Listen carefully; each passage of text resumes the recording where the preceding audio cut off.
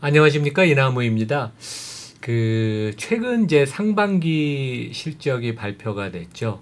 무려 50% 이상 기업이익이 하락을 했고, 뭐 예상하긴 했지만 하여간 뭐 실적이 급격하게 안 좋아졌고, 2분기가.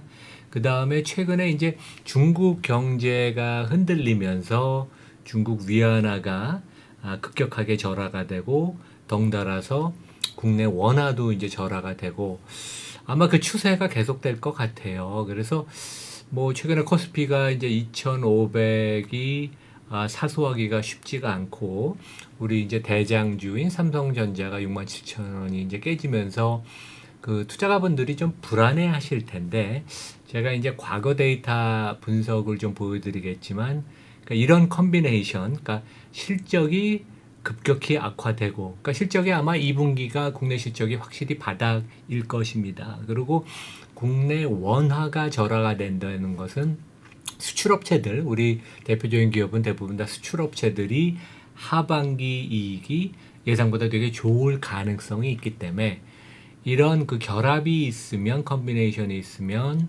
어느 시점이 되면 외국인들이 한국 주식을 꽤 세게 살 수가 있습니다. 그래서 저는 오히려 그 금년 상반기는 미국 증시가 전 세계를 주도하면서 우리도 국내 주가도 올랐지만, 하반기는 미국 주가는 좀 주춤하면서, 제가 그 7월 말부터 이제 미국 주가가 밸류에이션이 퍼가 19배, 20배가 돼서 주가가 좀 조정을 받을 것이다. 특히 빅테크를 중심으로 그런 얘기를 했는데, 미국 주가가 하반기에는 하여간 당분간은 좀 힘을 못 쓸 것 같아요. 뭐 급락이 있을 것 같지는 않지만, 왜냐면 펀더멘털이 괜찮으니까. 하지만 오히려 금년 하반기에는 국내 코스피, 한국 주가가 미국 주가보다 좀 좋은 것이 아닌가, 이제 그런 전망을 조심스럽게 해봅니다. 먼저 우리가 상반기, 특히 2분기에 한국, 대만을 포함한 아시아 기업들의 한번 그 실적을 한번 살펴보죠. 그래서 그 제가 여러 번 얘기하죠. 전 세계에서 경기에 가장 민감한, 레버리지가 큰 국가, 그런 산업 구조를 가진 데가 한국입니다. 그래서 2분기는 우리 국내 기업의, 상장 기업의 순이익이 무려 53% 감소했고, 상반기 전체로 봐도 52% 감소를 했습니다. 그래서 뭐 1분기, 2분기 이제 감소폭이 좀 비슷하다는 얘기인데, 우리랑 비슷한 산업 구조를 가진, 그러니까 이제 특히 더 IT에 대한 의존도가 큰 대만도 한 30% 중반대의 감익을 보였고, 반면에 여기 이제 그림 그 차트표를 보시면 위쪽에 인도, 뭐 동남아시아 국가, 필리핀, 인도네시아, 싱가포르는 오히려 뭐 한 3, 40%가 넘는 이익의 증가를 보여서 상당히 극명하게 이제 대조되는 양상을 보이는데, 아시아 전체로는 이제 일본, 선진 시장인 일본을 빼고서는 이익이 한 16% 감익을 했다. 그래서 전반적으로 이익이 하향 곡선을 그리고 2분기가 큰 바닥인 것 같고, 특히 한국과 대만은, 우리 이제 IT가 중심이 되는 국가들은 2분기가 확실히 기업 이익의 바닥인 것 같다. 근데 이제 우리가 얼만큼 빨리 회복되는지는 아직 알기는 좀 어렵죠. 제가 이제 이 얘기를 왜 하냐 하면, 요 그 그림은 제가 여러 번 그 유튜브에서도 설명을 드렸는데, 주가는, 증시는 상당히 똑똑해서 기업의 이익, 그러니까 우리가 얘기하는 펀디멘털을 항상 선행합니다. 그러니까 우리가 작년 9월 말, 10월 초에 삼성전자가 바닥을 치고 코스피가 같이 따라오를 때 왜 오를까, 이제 그런 대부분 이제 투자가들은 의아해했는데, 우리가 지나고 보면 작년 9월 말이 주가의 바닥이었고, 코스피 사이클의 바닥이었고, 이번 2분기, 그러니까 작년 주가 바닥으로부터 한 6개월에서 9개월 후가 기업이익의 바닥, 그러니까 한 2, 3분기를 선행을 한 거죠. 그래서 저는 이제 기업이익이 금년 하반기부터 가파르게 회복되기는 어려울 것 같아요. 근데 V자가 아닌 좀 완만한 회복세를 보이고 내년이 되면 기업이익이 많이 회복될 것 같아서 우리 코스피 주가를 놓고 보면 마치 야구에 비교하면 야구가 이제 9회까지 우리가 하잖아요. 4회 초쯤 된다. 그래서 앞으로도 상당히 상승을 더 많이 할 것 같다. 이제 그런 말씀을 드리겠습니다. 근데 이제 이런 질문을 할 수 있죠. 그러니까 제 이런 그 가정의 이제 가장 큰 리스크는 금년 하반기 내년에 기업이익이 뭐 완만한 회복세를 보일 것 같은데 그것이 하향 조정이 되는 리스크. 실제 우리 그 FN 가이드가 집계한 것을 봐도 뭐 대부분 애널리스트들이 상저, 그러니까 상반기가 안 좋고 하반기가 좋은 상저하고라고 했는데 연초 이후로 3분기 기업들 영업이익은 한 31% 하향 조정이 됐고 4분기도 한 23% 하향 조정이 됐습니다. 가장 큰 이유는 중국 경제가 상당히 급격한 회복을 보일 줄 알았는데 이제 부동산 문제, 지금 이제 부동산 버블 때문에 과다한 채무, 그 부채 문제로 지금 심각한 그 디플레이션으로 지금 중국이 들어가고 있는데 이러한 이유 때문에 반도체의 그 수요 사이클이 회복이 지연이 되고 있다. 가령 뭐 가장 좋을 때는 한 4, 5년 전에 전 세계에서 그 핸드폰이 1년에 한 15억 개 정도 팔렸는데 금년에는 한 11억 개, 특히 금년에는 중국의 수요가 많이 감소한다고 하거든요. 그래서 실제 뭐 삼성전자도 3분기 영업이익을 연초에 추정하기에는 한 7, 8조 원 정도 될 걸로 예상했는데 지금은 잘해야 3조 원 정도. 상당히 많이 내려왔습니다. 반도체를 중심으로. 하지만 우리 블루칩 중에서는 유일하게 상향 조정이 된 것이 삼성, 현대차와 기아. 그러니까 우리 자동차가 최근에 아주 그 선방을 하고 있으니까. 하지만 우리가 이 두 가지 사실 팩트는 우리가 짚고 넘어가야 될 것 같아요. 첫 번째는 이러한 이익의 하향 조정은 대부분 연초에 많이 이루어졌고 최근 특히 2분기 실적이 발표되고 나서는 오히려 하향 조정이 지금 되고 있지 않다. 하향 조정의 사이클이 거의 끝난 게 아닌가 이제 그런 생각도 들고 2분기의 영업이익률이 4%로 상당히 뭐 실망스럽습니다. 가장 좋을 때는 영업이익률이 픽 사이클 때는 이제 10%가 우리가 넘거든요. 하지만 4%는 우리가 보기에는 확실한 바닥이다. 이제 그런 말씀을 드리겠습니다. 다음 페이지 그림은 되게 아주 중요한 그림이에요. 어떻게 보면 오늘 제 영상에서 가장 핵심인데 골드만삭스가 아주 훌륭한 분석을 했습니다. 그래서 이제 가로축은 원화가 그러니까 가로축에서 이제 오른쪽으로 갈수록 원화가 절하가 되는 거죠. 그래서 우리 환율이 1300 지금 40인데 1300, 1400, 1500 오른쪽으로 갈수록 향후 1년간의 코스피의 주가 상승률은 높았다. 그래서 이제 둘 사이의 상관관계가 그러니까 70%나 되는데 이게 어떤 의미냐면 원화가 절하가 되면 될수록 기업이익이 상향 조정이 되기 때문에 코스피는 긍정적인 높은 상승을 보였다. 그래서 제 생각에는 외국인들이 이제 반도체 주식을 중심으로 금년 초에 이제 우리 삼성전자, SK 하이닉스를 많이 샀죠. 최근에는 이제 배터리 종목도 일부 사고 그러는데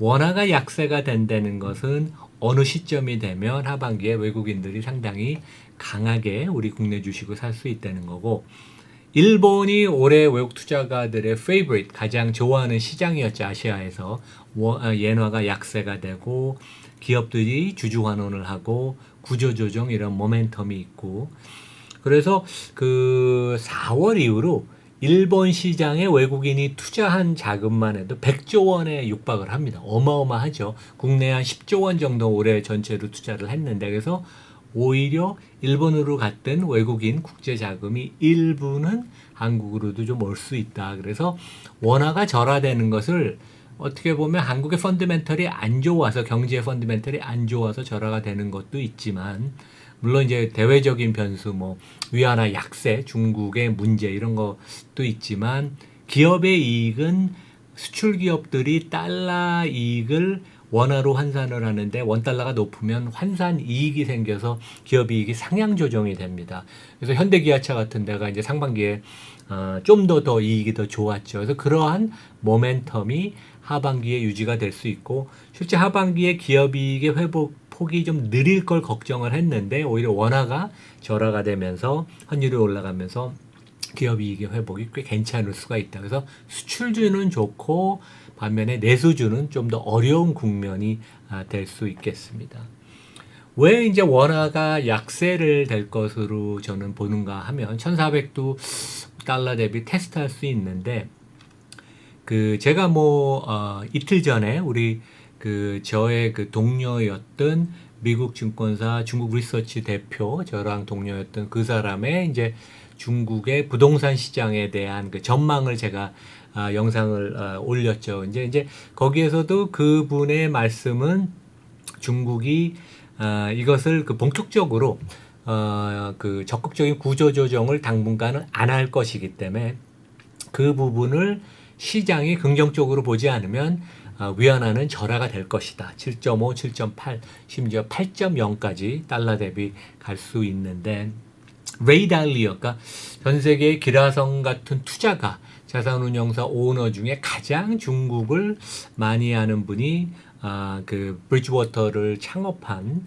레이 달리오 같은데, 이분이 재미있는 글을 썼어요. 그래서 중국은 구조조정이 부동산 관련돼서 확실히 필요하고, 중국이나 다른 나라의 역사를 보면 특히 중국의 지도자들은 현명하기 때문에 무엇을 해야 되는지 잘 알지만 당분간은 적극적인 부채 탕감 아니면 채무를 출자 전환하는 이제 그런 식으로 이제 실제 채무를 줄이는 그런 노력을 해야 되는데, 그것은 이제 고통이 수반이 되죠. 그런데 이런 꼭 필요한 구조 조정이 이제 지연이 될 것이기 때문에 그 결과 제가 보기에는 위안화가 약세, 여기서 절하를 더 많이 보일 것이고, 그 결과 원화도 1330에서 1400까지도 갈 수 있는 추가 약세를 당분간 최소한 몇 달은 보일 것으로 보입니다.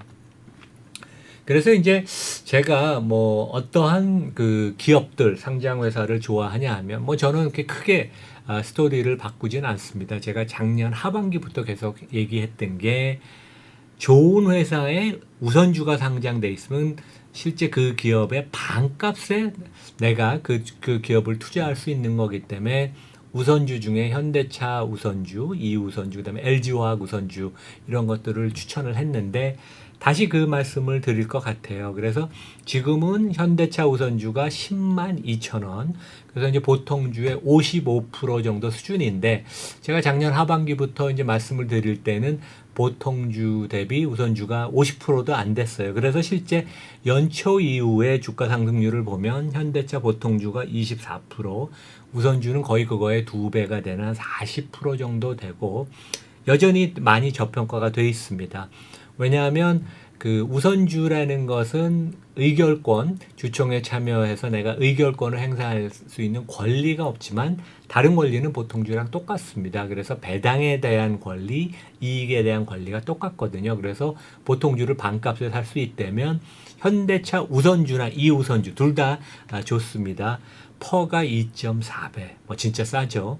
세계 최고의 요즘 제품을, 가장 인기 있는 제품을 만들고 SUV도 잘하고 전기차도 잘하는데 2.4배에 살 수 있으니까.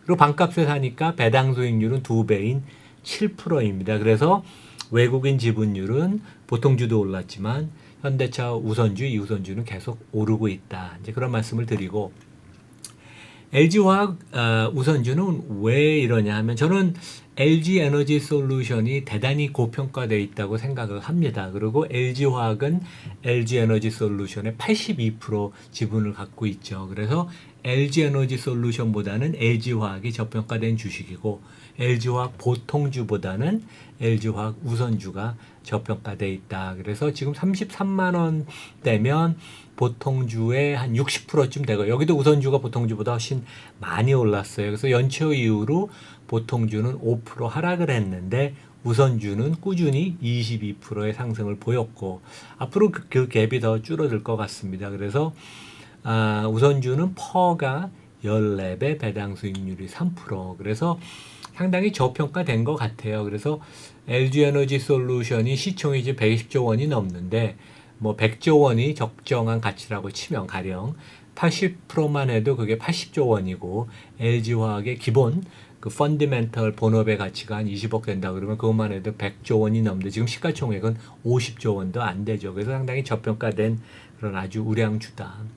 그리고 이제 삼성전자는 우선주가 뭐 보통주랑 그 격차가 그렇게 크진 않아요. 한동안은 한 10%까지 좁혀졌다가 지금 한 15%에서 20%를 왔다 갔다 하는데 뭐 둘 다 좋은 종목 같고 그 여기 보시는 것은 10년 삼성전자 주가인데 저점과 고점이 계속 높아지고 있다. 상당히 좋은 사인이고 확실한 것은 작년 9월이 삼성전자 그 주가의 이번 사이클의 바닥이었고 이익이 이제 2분기 때 뭐 한 2, 3조 나고 뭐 4분기 때 한 4, 5조 정도 나서 내년에는 뭐 한 4, 5, 40조 정도 이익이 날 거라고 또 애널리스트는 보고 있습니다. 그래서 이익 회복은 맞는데 얼만큼 이익이 날지는 그 상당히 시계가 여전히 불투명하다. 결국 세계 경기, 산업 경기, 그다음에 환율의 영향을 많이 받는데 최소한 환율 부분에서 상당히 지금 유리하게 전개가 되고 반도체가 그 설비 투자도 최근에 줄이고 그 생산도 좀 축소하면서 그 디시플린 그런 원칙이 도입이 되면서 삼성전자가 오히려 이때 지금 6만 뭐 7천 원 이럴 때는 주식을 팔 때는 절대로 아니고 오히려 좀 좋게 봐야 되는 게 아닌가. 그래서 우선주와 삼성전자에 대해서 제가 말씀을 드렸고 여기서 마치겠습니다. 네, 감사합니다.